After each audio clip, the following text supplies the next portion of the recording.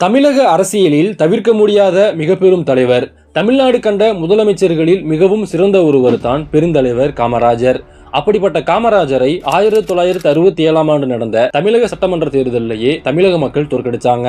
காமராஜர் தோல்வியடைந்த அந்த ஒரு தேர்தலில் எதிரி தலைவராக பேரறிஞர் அண்ணா இருந்தார். இதனால் தமிழக மக்கள் காமராஜருக்கு மாற்றாக அண்ணாவை தேடினார்கள். ஆனால் 1971ஆம் ஆண்டு தமிழக சட்டமன்ற தேர்தல் மீண்டும் வந்தது. அந்த சமயத்தில் ஒருபுறம் காமராஜரும், காமராஜரை எதிர்த்து மற்றொரு பக்கத்தில் திமுக கட்சியின் தலைவராக கலைஞர் கருணாநிதி இருந்தார். அந்த தேர்தலில் மக்கள் யாரை தேர்ந்தெடுத்தார்கள்? பெருந்தலைவர் காமராஜரையா, இல்லை கலைஞர் கருணாநிதியா? அன்றைய காலகட்டத்தில் நடந்த அரசியல் என்ன என்பதை பற்றி இந்த பதிவில் நம்ம தெளிவாக பார்க்கலாம். வீடியோக்குள்ள போறதுக்கு முன்னாடி இதுவரைக்கும் நீங்க நம்ம சேனலை சப்ஸ்கிரைப் பண்ணலனா மறக்காம சப்ஸ்கிரைப் பண்ணிடுங்க.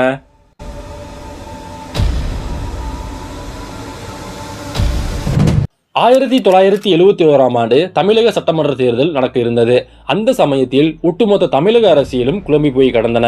திமுக கட்சி ஒரு பக்கமும், காங்கிரஸ் கட்சி இரண்டாக பிரிந்து இந்திரா காங்கிரஸ் கட்சி ஒரு பக்கமும், காமராஜர் அவர்களுடைய ஸ்தாபன காங்கிரஸ் ஒரு பக்கமும், கம்யூனிஸ்ட் கட்சிகள் ஒரு பக்கமும், ராஜாஜி ஒரு பக்கமும், இப்படி அனைவரும் பிரிந்து கிடந்தார்கள். 1971ஆம் ஆண்டு தேர்தல் என்ற உடனேயே அனைத்து கட்சிகளும் கூட்டணி அமைக்க ஆரம்பிச்சாங்க. முதலில் திமுக கட்சியின் கூட்டணி உருவானது. திமுக கட்சி கூட்டணியில் முதல் ஆளாக இந்திய கம்யூனிஸ்ட் கட்சி அவங்களுக்கான இடத்தை பிடிச்சாங்க. அடுத்ததாக காங்கிரஸ் கட்சியில 2 கட்சிகள் இருந்தது. ஒன்னு இந்திரா காங்கிரஸ், மற்றொன்று ஸ்தாபன காங்கிரஸ். இதுல ஸ்தாபன காங்கிரஸ் கட்சியின் தலைவராக காமராஜர் இருந்தார். அவருடைய முக்கிய நோக்கம் திமுகவை வீழ்த்த வேண்டும். இதனால அவர் திமுகவுடன் கூட்டணி போகல. மறுபுறத்தில் இருந்தது இந்திரா காங்கிரஸ். இந்திரா காங்கிரஸ் கட்சி காமராஜரை வீழ்த்துவதற்காக திமுகவுடன் கூட்டணி போனாங்க. ஆனால் அன்றைய காலகட்டத்தில் இந்திரா காங்கிரஸ் கட்சிக்கு தமிழ்நாட்டில் மிக பெரும் அளவிற்கு மதிப்பு கிடையாது. இதனால திமுக கட்சி இந்திரா காங்கிரஸ் கட்சிக்கு மிக பெரும் அளவுல தொகுதிகளை கொடுக்கவே இல்லை. இந்திரா காங்கிரஸ் கட்சிக்கும் திமுகவுக்கும் இடையே கூட்டணி பேச்சுவார்த்தை நடத்துவதற்காக முன்னாள் முதலமைச்சராக இருந்த பக்தவாச்சலமும், இந்திய காங்கிரஸ் கட்சியின் தமிழக தலைவராக இருந்த சி சுப்பிரமணியமும் கலைஞரை சந்தித்தார்கள். அந்த சமயத்துல இந்திரா காங்கிரஸ் கட்சி கேட்டது என்ன அப்படின்னா, சட்டமன்றத்திற்கு 80 தொகுதிகளும் மக்களவைக்கு 20 தொகுதிகளும் காங்கிரசுக்கு ஒதுக்க வேண்டும் அப்படின்னு கேட்டாங்க. ஆனால் கருணாநிதியோ மக்களவைக்கு 5லிருந்து 7 தொகுதிகளும், சட்டமன்றத்திற்கு 10லிருந்து 15 தொகுதிகள் மட்டும் தர முடியும் அப்படின்ட்டு சொல்லிட்டாரு. கருணாநிதியின் இந்த பேச்சை கேட்டு கோபம் அடைந்த தமிழக காங்கிரஸ் கட்சியின் தலைவர் சி சுப்பிரமணியம், எங்களுக்கு உங்களுடன் கூட்டணியே வேண்டாம் அப்படின்னு சொல்லிட்டு இந்திரா காங்கிரஸ் கட்சிக்கான தமிழக வேட்பாளர் பட்டியலை வெளியிட ஆரம்பிச்சிட்டாரு. மறுபுறத்துல காங்கிரஸ் கட்சிக்கும் திமுகவுக்கும் இடையே கூட்டணி பேச்சுவார்த்தையின் போதும் நடந்து கொண்டிருந்தன. இப்படி குழப்பமாக இருந்த சமயத்துல இந்திரா காந்தி தலையிடுறாங்க. இந்திரா காந்தியின் தலையீட்டுக்கு பிறகு இந்திரா காங்கிரஸ் கட்சி தமிழக சட்டமன்ற தேர்தலில் போட்டியிடாது. மேலும் திமுக கூட்டணியில் காங்கிரஸ் கட்சி 10 மக்களவை தொகுதியில் போட்டி போடும் அப்படின்ட்டு கருணாநிதி அறிவிச்சாரு. இதன் பிறகு திமுகவுக்கும் இந்திரா காங்கிரஸ் கட்சிக்கும் இடையான கூட்டணி பேச்சுவார்த்தை வெற்றிகரமாக முடிவடைந்தது. திமுக கூட்டணி ஒரு பக்கம் குழப்பமான சூழ்நிலையில் வெற்றியடைந்தது. மறுபுறத்துல டிசம்பர் 15, 1970ஆம் ஆண்டு ராஜாஜி காமராஜரை சந்தித்து கூட்டணிக்காக பேசுகின்றார். இதன் பிறகு ராஜாஜியும் காமராஜரும் நடக்க இருக்க தேர்தலில் கூட்டணி வைத்து போட்டி போடுவதாக அறிவிக்கிறாங்க. காமராஜரினுடைய கூட்டணியில காமராஜரின் ஸ்தாபன காங்கிரஸ், ராஜாஜியினுடைய சுதந்திரா கட்சி, குடியரசு கட்சி, சம்யுக்த சோசியலிஸ்ட் கட்சி ஆகிய கட்சிகள் இணைந்தன. மேலும் விவசாய சங்கத்தை சேர்ந்த 10 வேட்பாளர்கள் இந்த கூட்டணிக்கு ஆதரவும் கொடுத்தார்கள்.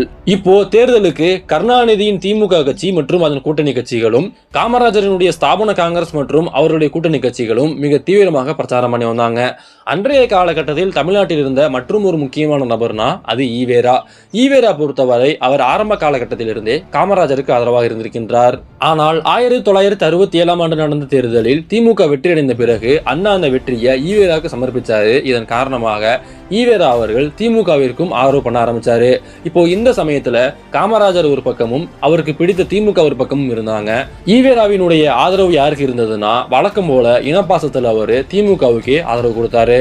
அந்த சமயத்துல ஈவேரா சொன்னது என்ன அப்படின்னா, கலைஞர் ஆட்சிக்கு அனுகூலமான இந்திரா ஆட்சியும், இந்திராவை கட்டுப்படுத்தக்கூடிய வசதி வாய்ப்பும் கொண்ட கலைஞர் ஆட்சியும் நமக்கு நல்லதா, அல்லது இரண்டுக்கும் கேடான எதிரான ராஜாஜி காமராஜர் கூட்டணி ஆட்சியா என்று கேள்வி எழுப்பினார். இது மட்டுமில்லாம ராஜாஜி மற்றும் காமராஜர் கட்சியின் கூட்டணியை பார்த்து, மட்ட குதிரையும் எருமை மாட்டையும் ஒரு வண்டியில் கட்டி ஓட்டினால் எப்படி இருக்குமோ அதுபோலதான் காமராஜர் மற்றும் ராஜாஜி கட்சியினுடைய கூட்டணி இருக்கிறது என்று சொன்னார். எந்த ஒரு ஈவேரா காமராஜரை பார்த்து இவர் ஒரு பச்சை தமிழன், இவருக்கு வாக்கு போடுங்கள் என்று சொன்னாரோ, அதே ஈவேரா காமராஜரை பார்த்து எருமை மாடு என்று சொன்னார்.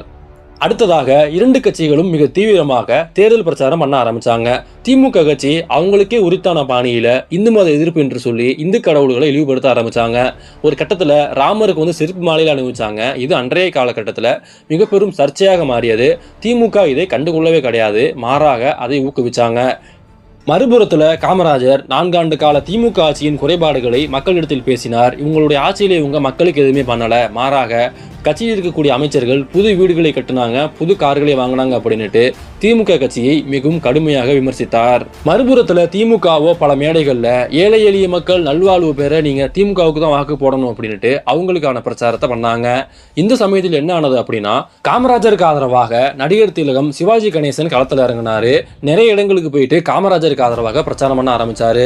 காமராஜர் சென்ற இடங்கள் அனைத்து இடங்களிலுமே கூட்டம் கூடியது. திமுகவிற்கு ஒரு மிக பெரும் எதிர்ப்பாளி இருப்பது போல அந்த கூட்டம் ஒரு பின்பத்தையும் உருவாக்கியது. மறுபுறத்துல நீங்க சிவாஜி இறக்கனா நாங்க எம்ஜிஆர் இறக்கும் அப்படின்னு சொல்லிட்டு எம்ஜிஆர் மிக தீவிரமாக திமுகவுக்கு ஆதரவாக பிரச்சாரம் பண்ணாரு.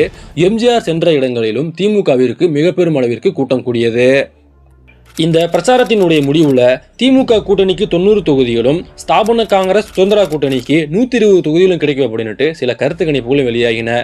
இந்த கருத்து கணிப்புகள் வெளியாகின உடனேயே மாநில தலைமைச் செயலாளரான ராயப்பா, காவல்துறை ஐஜி மகாதேவன் ஆகியோரெல்லாம் காமராஜரை சந்தித்து அவருக்கு வாழ்த்து தெரிவித்தாங்க. அடுத்து காமராஜர் தான் தமிழ்நாட்டின் முதலமைச்சர் என பலரும் நம்பிக்கொண்டிருந்தாங்க.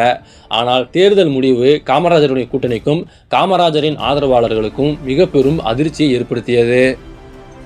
அடுத்த ஆட்சியை கைப்பற்ற போகிறார் என்று நினைத்துக் கொண்டிருந்த காமராஜரினுடைய கூட்டணி கட்சிக்கு தமிழக மக்கள் மிக பெரும் தோல்வியை கொடுத்தார்கள். திமுக கூட்டணிக்கு மிக பெரும் வெற்றியை கொடுத்தார்கள். போட்டியிட்ட 201 தொகுதிகளில் 184 இடங்களை திமுக கைப்பற்றியிருந்தாங்க.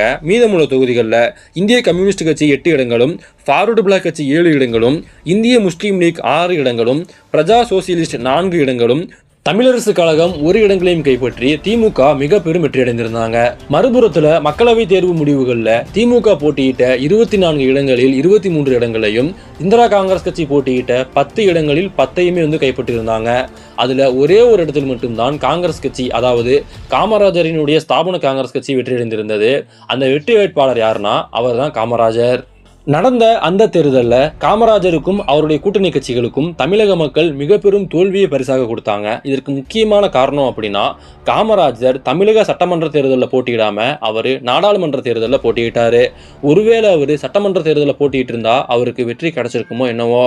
காமராஜர் மற்றும் ராஜாஜி அவர்களினுடைய இந்த ஒரு மிக பெரும் தோல்விக்கு பிறகு 2 பேருமே தமிழக அரசியலிருந்து காணாம போனாங்க. ஒரு காலகட்டத்தில் கிங் மேக்கராக இருந்த காமராஜர், இந்தியாவிற்கு பல பிரதமர்களை உருவாக்கி கொடுத்த பெருந்தலைவர் காமராஜர், கடைசியில அவருடைய கட்சியவே அவரால் வெற்றி பெற வைக்க முடியாம மிக பெரும் தோல்வி அடைந்தார். அந்த தோல்வியினுடைய அவருடைய வாழ்க்கையும் முடிவடைந்தது. மறுபக்கம் திமுக, அண்ணாவால் தான் திமுக வெற்றியடைந்தது என்று பேசிக் கொண்டிருந்த அனைவரினுடைய வாய்களையும் அடைத்தார் கருணாநிதி. தமிழக மக்கள் திமுகவிற்கு மிக பெரும் ஆதரவு கொடுத்து கருணாநிதியை 2வது முறையாக தமிழ்நாட்டின் முதலமைச்சராக்கினாங்க. இது மட்டும் இல்லாம கருணாநிதி தான் இனிமே திமுகவின் நிரந்தர தலைவர் என்ற ஒரு முடிவும் மக்களால் எடுக்கப்பட்டது. திமுக கட்சி அந்த தேர்தலில் மிக பெரும் வெற்றியடைந்ததற்கு மிக முக்கியமான காரணம் யாருன்னா அது எம்ஜிஆர். இந்த எம்ஜிஆர் 1971ஆம் ஆண்டு நடந்த தேர்தலுக்கு பிறகு திமுக கட்சியிலிருந்தே தூக்கி எறியப்பட்டார். அதன் பிறகுதான் அதிமுக எனப்படும் மற்றும் ஒரு மிக பெரும் சாம்ராஜ்யமும் உருவானது.